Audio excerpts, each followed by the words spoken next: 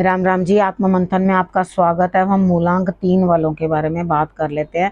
Spread क्या कहता है, अच्छा कहता है तो आगे बढ़ जाओ, नेगेटिव कहता है तो मैं हूं ना, आपको मोटिवेट कर रही हूँ, समझा रही हूँ, बता रही हूँ किस तरह से आपने आगे बढ़ना है। अब आपने करना क्या, देखो जो मैं उपाय बता रही हूँ, मित्र शत्रुओं को कैसे हैंडल करना है, गुरु मंत्र बता रही हूँ, सबको आपने अंडरस्टैंड कर लेना है, समझ लेना है किस तरह से अपने दिन को प्लान करना है, किस तरह से पूरी वीक की आपके सामने मैंने प्लानिंग्स रख दी हैं कि आपने क्या क्या किस किस दिन क्या क्या करना है। ठीक है, अब आपने और क्या करना है, अपना आपने सब्सक्राइब किया हो, कमेंट्स लगातार आप करते हो, और उसके बाद आप जो है मुझे अपना प्रश्न भेज सकते हो। अगर आपका प्रश्न का उत्तर मैं पहले दे चुकी हूँ तो प्लीज़ वेट करना, क्योंकि औरों की भी टर्न है, बाकी लोग भी चाहते हैं कि हमारे प्रश्न का उत्तर जो है वो प्राप्त हो जाए। तो आपने क्या करना है, अपने इंतज़ार करना है। अगर अर्जेंट है तो आप पहले कहीं जो है बातचीत कर सकते हो। अब हम बात कर लेते हैं मंडे वाले दिन की। देखो मंडे वाले दिन गुरु पूर्णिमा है, तो मुझे यहाँ लगता है कि आपको किसी चीज़ का कोई अभाव नहीं है, लेकिन कहीं ना कहीं आपके मन के अंदर ये चीज़ है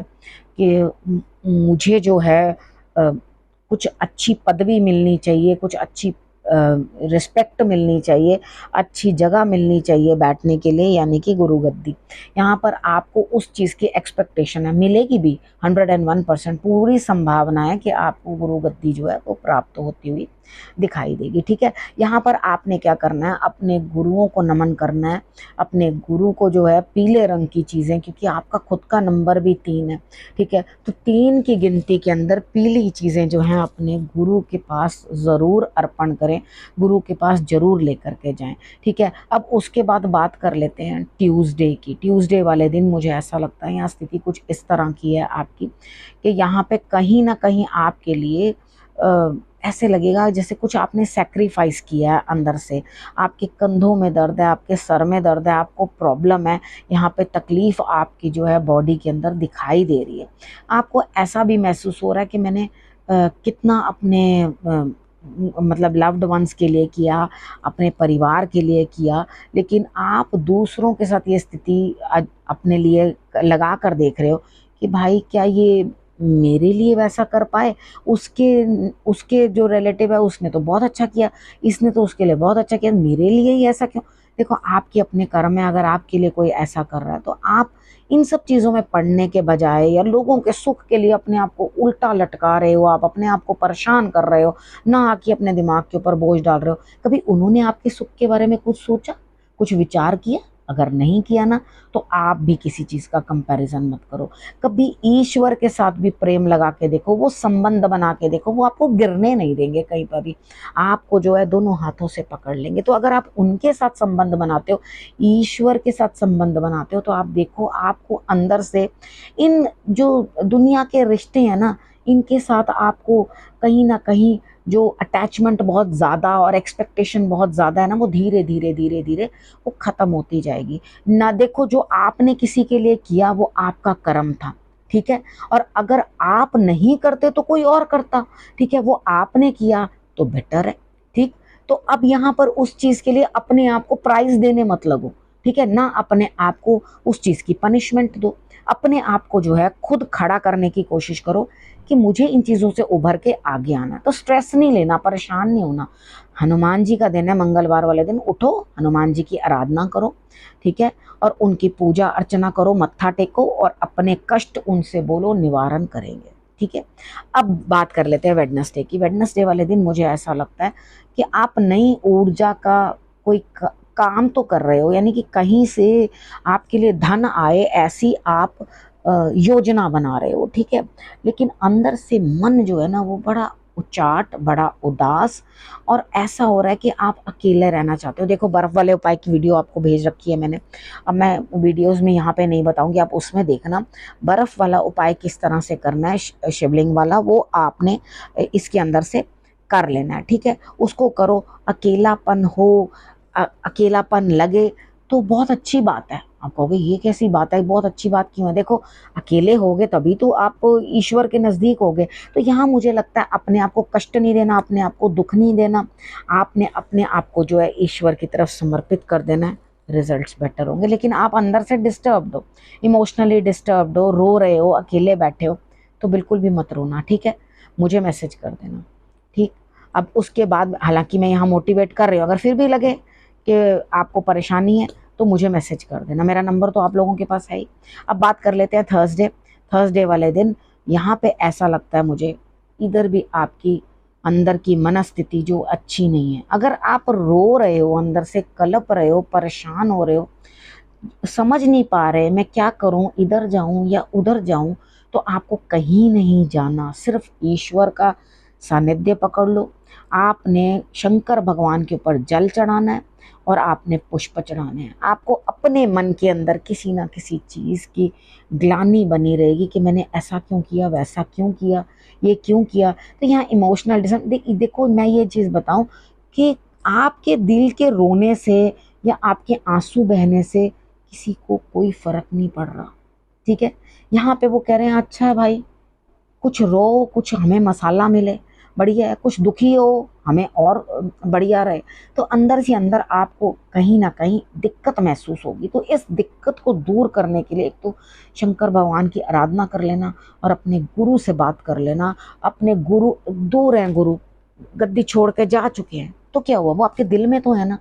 आप उनसे बात करना, ठीक है, उनको कहना कि आपके कष्ट को हरेंगे।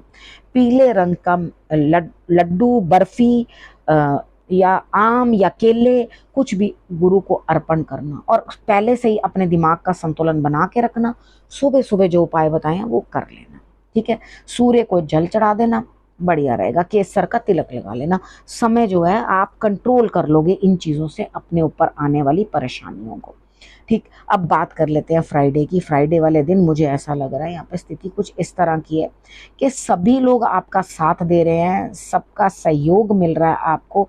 आपको कोई पैम्पर कर रहा है, भैया इतने दिन हो गए, थर्सडे तक कलप रहे हो, परेशान हो रहे हो, हर चीज़ के लिए मेहनत करते जाते हो, उठ उठ के आंसू पोंछते हो, फिर लग जाते हो, आंसू पोंछते हो, फिर मेहनत के ऊपर लग जाते हो। तो इतने दिन से कष्ट भोग रहे हो और उसके बाद क्या आज भी आपकी ईश्वर नहीं सुनेंगे।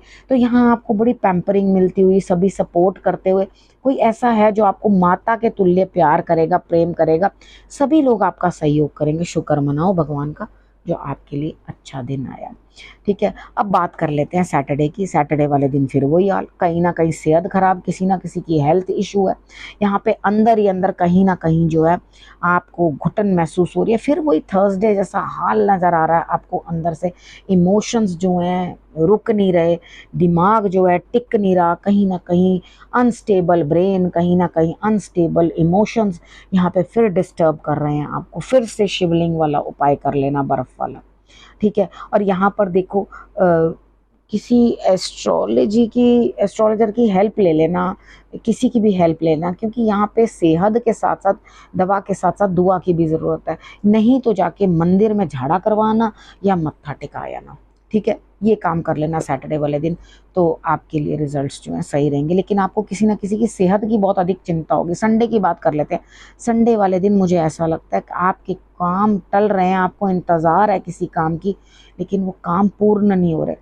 कोई दिक्कत नहीं है, आपने बेलपत्र लेना है, आपने शंकर भगवान को अर्पण कर देना है बेलपत्र, ठीक है। उसके ऊपर आप चंदन लगा सकते हो, वाइट वाला चंदन, ठीक है, लेकिन आपने बेलपत्र जो है अर्पण कर देना है। अब बात कर लेते हैं गुरु मंत्र की। तो संडे वाले दिन घबराना नहीं है, अभी समय है काम को होने में।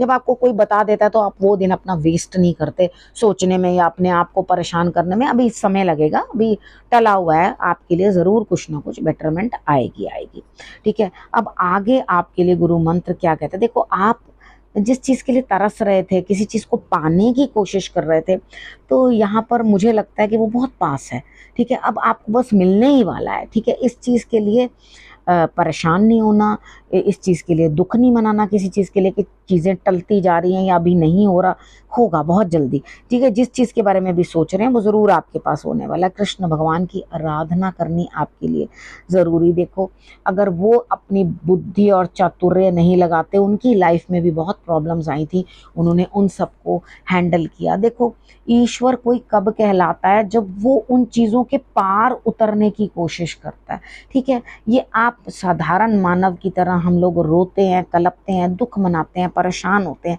लेकिन उनको देखो उनके जीवन में भी तो सभी दिक्कतें आई थी, वो ईश्वर थे, उन्हें तब भी भोगना पड़ा। आपके सामने एक एग्जाम्पल सेट करने के लिए कभी राम रूप लेकर आते हैं, कभी कृष्ण रूप लेकर आते हैं, अवतार लेकर आपके सामने आते हैं। और जो चीज़ एक्चुअली लगता है ना उनको कि एक बार हमने राम बनना सिखाया था आपको कि राम जैसे पुरुषोत्तम राम बनो, और उसके बाद आपके अंदर छल कपट जरा मात्र नहीं था, तो क्या था, यहाँ पे शोषित होते जा रहे आप। तो उन्होंने ये चीज़ आपको कृष्ण रूप में आकर समझाई कि प्रभु अब शोषण नहीं अपना होने देना, आपने जो है आगे बढ़कर कुछ ना कुछ छल और कुछ ना कुछ नीति भी अपने लिए इस्तेमाल कर लेनी है, ठीक है।